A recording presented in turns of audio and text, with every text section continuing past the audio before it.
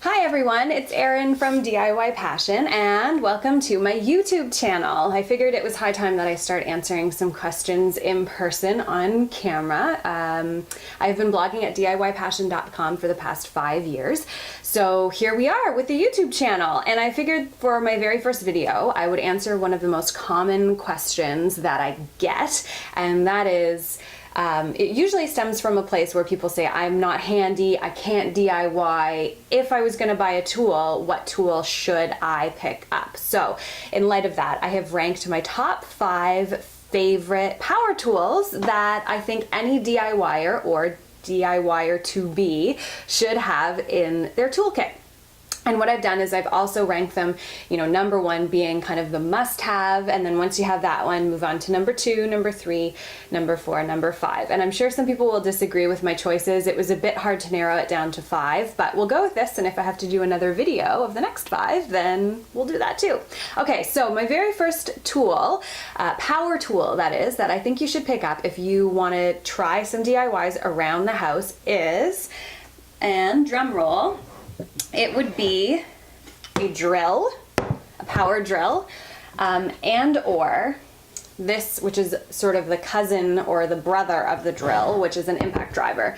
This is the drill that I use almost every day in every single project that I do. In fact, I own 4 of them, because I use them so frequently.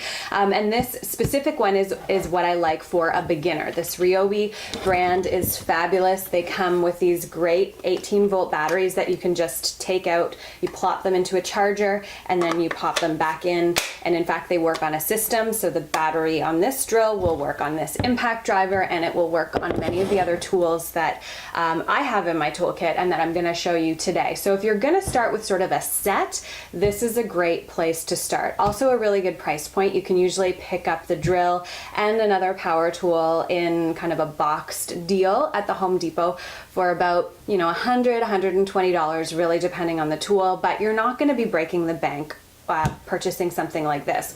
So the drill, what that will help you do is to drive screws. If you're building, a simple shelving unit, you're doing work in the yard, you're trying to hang shelves on the wall, secure furniture to the wall, things like that, you're gonna use the drill. And I actually have this little set of drill bits, driver bits that I use. You can pick these up at the hardware store too, so it's just got all of your different screw types.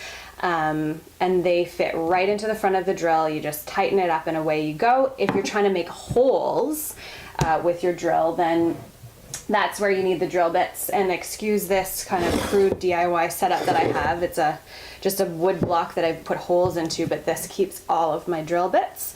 And they're handy dandy and easy to store that way. So definitely number 1 would be a power drill or an impact driver if you're doing, drywall, things that are a little heavier duty, but definitely this one first.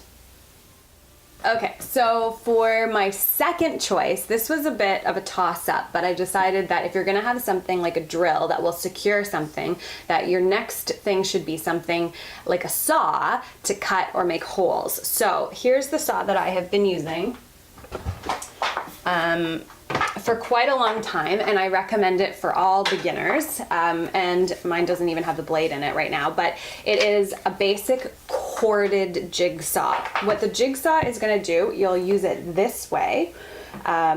The blade goes right here, and you can see how it is couched by these 2 metal brackets that kind of keep it straight and keep it from jumping around too much. What this tool does is it will let you cut holes in the middle of a piece of wood. So let's say you wanted to cut out a notch in a sign you were making, or for example, I'm working on a bit of a play table for my little girl's playroom, and I want to cut a hole in a table so that I can put some crayon boxes in there. So this will allow you to do that. This is also something that if you would like to make sort of scrolling letter works or something, it's a bit of a crafter's tool. So absolutely a jigsaw. The reason I like it corded is I have not found a battery powered jigsaw yet that has enough power to make the cuts nice and true.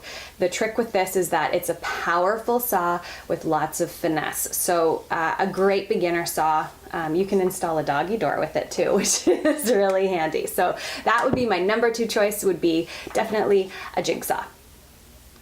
Okay, so we've decided that you need a power drill and a jigsaw. Now you're looking for something, maybe you're wanting to refinish some furniture or take the finish off of a floor or just repair something. This one was a little bit of a toss-up. I wasn't sure if I should include this one in this particular video or another one about painting, but I am going to say the number 3 that you need is a palm sander. Also should be corded, because I, again, haven't found a battery powered one available in Canada that has enough power to get me through a really heavy duty job. Things you're going to be looking for with a palm sander is, you know, I have small hands, so you don't want one that's too big and you can't get your hand around. This one is really nice for that because I can grip it really tightly, and my hand isn't going to get all swollen or sore. It just takes regular sandpaper, which is great. You can pick that up for a couple dollars a sheet depending on the finish of the sandpaper, and it has this handy dandy bag. You can see mine is disgusting and dirty from all the sanding I've done, that collects all of the sawdust and debris as you're doing your job. One thing I will recommend 100,000,000% when you're doing any kind of sanding, in fact when you're working with any power tools, is definitely eye protection. And in the case of a sander, you're gonna want some sort of mask. If you're outside, you know, you can just use one of those really cheapo ones you get at the dollar store. But if you're in a garage or any enclosed area, you're gonna want something a little bit, little more protection, just to make sure that you're not inhaling all of that debris, because that can be a little bit dangerous. All right, so number 3 tool would be a power sander. Okay, number 4. This one's a big one. I probably should have ranked it higher on the list just based on how much I love it and how my DIY game changed the minute I decided to add this to my tool arsenal. Number 4, are you ready for this? Is a brad nailer, and this is the one that I use. In fact, I have burned through more than one of these using them so often. And just like the power tool, this is a Ryobi 18 volt 1 plus tool, so it has the battery compartment right here that will fit the same batteries that my impact driver and drill fit, so that's really handy. I don't have it in right now just for safety's sake.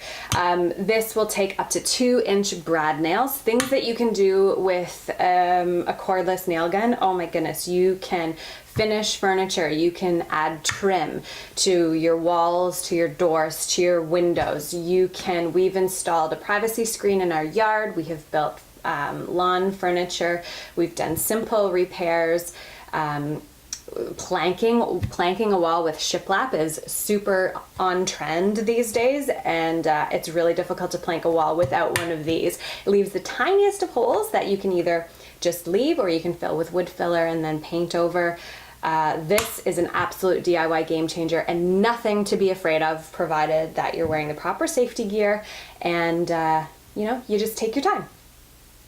All right, so we're gonna round out this list of my top 5 power tools. Number 1 was a drill. Number 2 was what was number 2 again? Oh, number 2 was a jigsaw.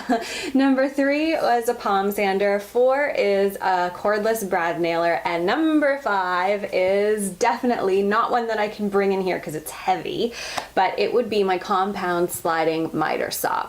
This is the saw that it'll sit, you need a secure place to place it. It's quite large. It'll sit on a tabletop, but it will let you make almost any cut that a beginner DIYer needs to make in terms of woodworking. The beauty of it is it will also miter your corners, and if you don't know what that is, that's when the corners meet on an angle, which can confound me because I don't like math and angles, but the saw really makes it easy to figure out.